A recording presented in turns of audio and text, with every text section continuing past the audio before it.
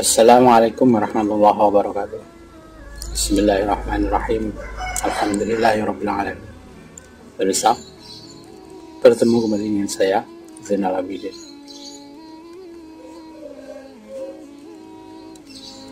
Banyak orang memahami seolah-olah khilafahnya adalah ajaran Islam yang wajib hukumnya untuk didukung semacam ya. Dan itu memang dikondisikan atau dinarasikan seperti itu, seolah-olah khilafah ini wajib hukumnya bagi muslim untuk mendukungnya semacam itu, sehingga kebenaran khilafah seolah-olah itu merupakan kebenaran agama Islam semacam itu, hingga banyak orang memahami, karena hanya memahami dari opini atau argumennya ustadz-ustadznya, hingga tidak memahami apa yang sebenarnya yang diajarkan dalam Al-Quran itu, dari ajaran Islam itu sendiri ya. Sehingga seolah-olah khilafah ini menjadi benar adanya karena narasikan seperti itu ya.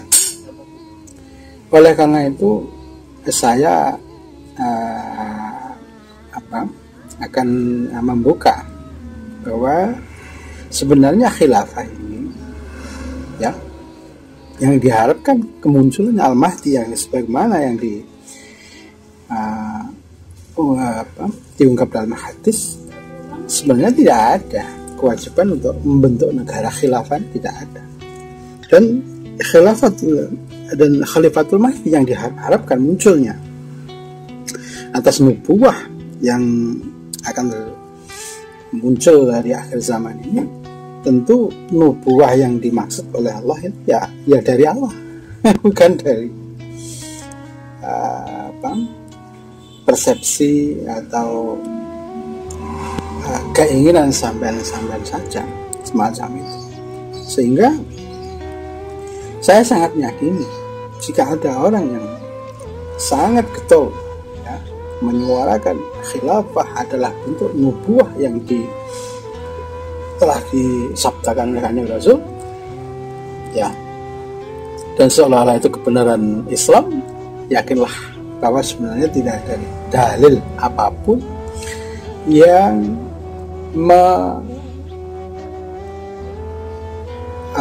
membuat pemerintahan negara atau ini menjadi khilafah yang dinubuahkan oleh Kanjeng Rasul itu. Ya, yakinlah tidak ada dalilnya semacam itu. Sehingga jika ada narasi-narasi propaganda, provokasi yang menggiring opini untuk seseorang memahami seolah-olah khilafah adalah ajaran Islam, saya sangat yakin itu muaranya hanya kepentingan untuk kalau menurut saya ya, untuk merebut kekuasaan saja macam itu, sehingga kedok agama sebagai tameng untuk dipahami oleh banyak orang yang notabene agama Islamnya belum begitu dalam. Ini menjadi seolah-olah yang diajarkannya agama ya, semacam itu, sehingga menjadi rancu antara kebenaran agama yang sebenarnya diajarkan oleh Allah dalam Al-Quran dan kebenaran agama yang menurut argumen atau opini seseorang ustadz misalkan, atau seorang ulama misalkan semacam itu. Sehingga kalau saya melihat dalam ayat Al-Quran ini tidak ada kejelasan yang mana menyebutkan bahwa suatu negara baiknya agar menjadi lebih adil dan makmur itu harus berbentuk khilafah semacam itu ya. Saya tidak melihat dalil ayat dalam Al-Quran ya semacam itu, sehingga termasuk di dalam hadis pun juga tidak ada hadis-hadis yang mengatakan bahwa seseorang muslim harus merebut pemerintahan seperti dianggap togut ya, Ya kan? Lalu digantikan dengan khilafah. Tidak ada semacam itu. Oleh karena itu khilafah yang digaungkan itu hanya mengacu pada asumsi, menurut saya semacam itu ya, dari pemikiran bahwa seolah-olah nanti jika nubuah Khalifatul Mahdi ini benar-benar muncul ya, bumi dipenuhi dengan keadilan semacam itu, sehingga seolah-olah pemikiran mereka untuk mempercepat ya didapatkannya keadilan ini dengan menunjuk seorang katakanlah sebagai Mahdi ya, dibayar paksa macam itu, dan dinarasikan seolah-olah dialah Al-Mahdi yang akan membawa perubahan bumi ini menjadi adil semacam itu. Yakinlah bahwa itu hanya narasi penggiringan opini dan tidak ada dalil-dalil Al-Qur'annya semacam itu, dan tidak ada hadis-hadis yang mengatakan bahwa khilafah harus dibentuk oleh muslim semacam itu. Apalagi narasi khilafah yang dibangun ini untuk menciptakan dunia ini menjadi muslim semua, salah semacam itu ya, sehingga yang bersyariah semacam itu dan lain-lain, seolah-olah syariah itu yang dipahami mereka. Lalu sebenarnya apa syariat yang menurut Allah? Saya tanya balik ya. Lalu sebenarnya syariat menurut Allah itu apa?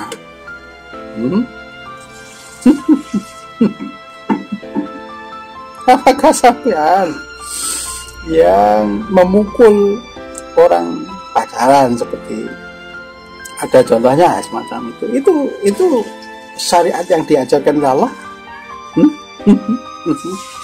Tidak ada.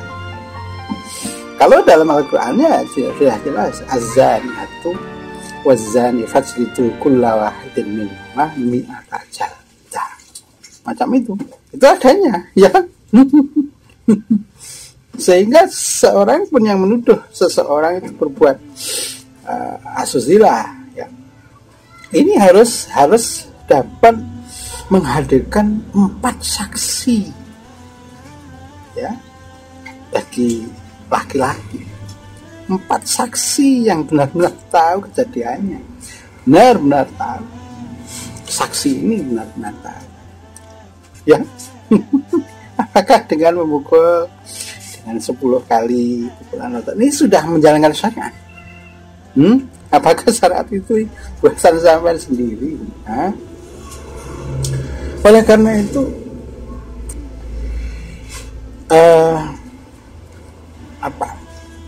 nubuah yang dimaksud oleh Allah sebagai Khalifatul Mahdi di akhir zaman ini tentu yang menjadikannya Allah itu sendiri, itu loh bro ya.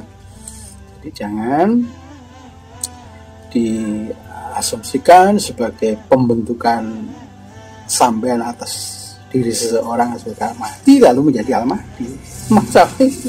Apalagi kriterianya disebutkan dalam hadis itu bahwa Al-Mahdi yang ditunjuk oleh Allah itu diislah dalam semalam macam itu.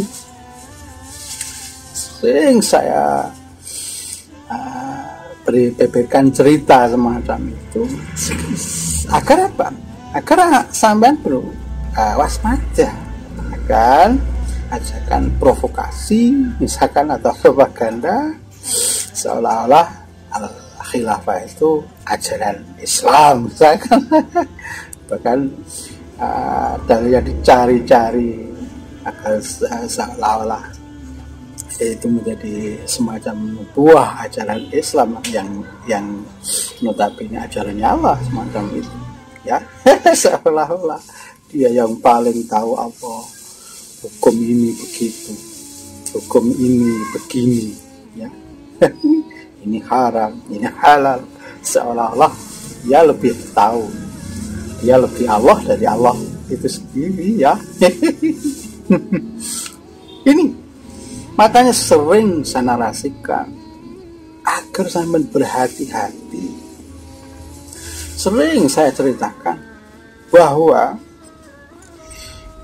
jika sampean meyakini bahwa seolah-olah sampean sudah berjalan di jalannya Allah, tetapi sampean berjalan di jalannya setan, ini sampean yang tidak berasa, ini yang paling nantinya akan membuat sampean kecelik saat di akhirat.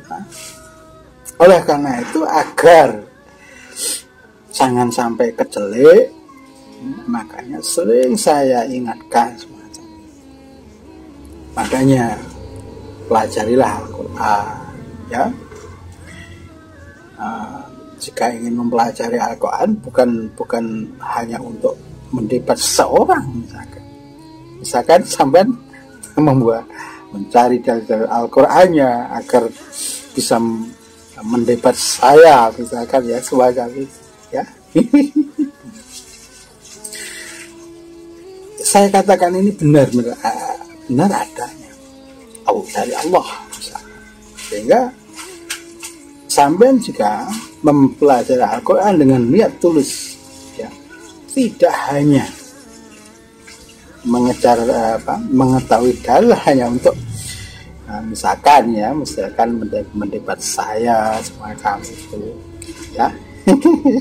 Terus agar dibilang dia bisa mendebat saya, terus kemudian dibilang menang, misalkan, seolah-olah kebenaran menjadi miliknya karena menang berdebat semacam itu. Sebab saya meyakini bahwa kebenaran Allah itu tidak harus dimenangkan dengan debat semacam itu. Walaupun satu dunia ini menilai seseorang itu benar menurut ukuran manusia, ya. Tapi kalau Allah tidak mengatakan menilai seseorang itu benar, maka tidak ada nilai sama sekali dalam diri manusia yang sama anggap benar itu. Oleh karena itu sering saya katakan untuk berhati-hati. Kembalilah ke jalan Allah dengan mempelajari Al-Quran. Kalau bisa, ya, semaksimal mungkin untuk memahami Al-Quran sebagaimana Kanjeng Rasul dulu memahaminya Al-Quran itu, gitu loh, ya. Agar apa? Agar makna yang sampean pahami dengan yang dipahami oleh Kanjeng Rasul itu tidak beda jauh. Syukur-syukur bisa persis macam itu. Sehingga ini saya sangat, ya, sebenarnya kalau dibilang prihatin, ya, ini sudah zamannya semacam itu. Sangat-sangat geli, ya, semacam itu. Banyak orang memberikan statement seolah dia tahu benar tentang Allah, macam itu, ya. Allah suka ini, Allah mengharamkan ini, Allah menghalalkan ini, padahal hukum-hukum itu tidak tertera dalam hukum muhkamat dan mutasyabihatnya di dalam Al-Quran semacam itu. Nah, seolah-olah dia memberikan fatwa yang benar menurut Allah, ya, padahal kebenaran itu hanya kebenaran sampean, ya. Oleh karena itu sering saya ingatkan sampean untuk kembali ke jalan Allah. Saya harus semacam, saya sangat walaupun sampean mungkin jenuh, ya, mendengar kata-kata saya ini. Selalu mengingatkan seseorang agar kembali ke jalan Allah semacam itu, ya. Dan itu tidak jemu-jemu, saya selalu ingatkan sampean untuk kembali ke jalan Allah macam itu. Sebab apa? Tiada amal perbuatan baik menurut sampean jika Allah tidak mengatakannya baik macam itu, ya. Tidak ada perbuatan amal yang buruk jika Allah mengatakannya baik.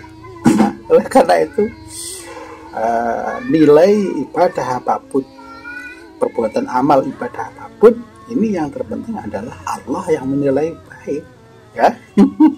Walaupun sama-sama tidak menilai baik, tapi kalau Allah menilai baik, saya sangat berharap, ya itulah yang saya harapkan, ya. Berhati-hatilah dengan statement-statement bahwa seolah-olah itu diajarkan seperti dalam ajaran Islam macam itu. Tapi carilah, ini sebenarnya kebanyakan itu hanya statement seorang ulama, ya. Dan mengambil ayat itu hanya untuk membenarkan suatu argumennya saja. Berhati-hatilah, ya. Kemudian, Assalamualaikum warahmatullahi wabarakatuh.